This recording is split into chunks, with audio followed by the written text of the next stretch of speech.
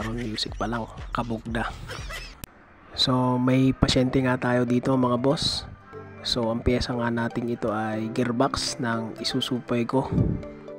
So grabe kasi mag-leak to mga boss. Natagas o naglilik na yung kanyang power steering fluid.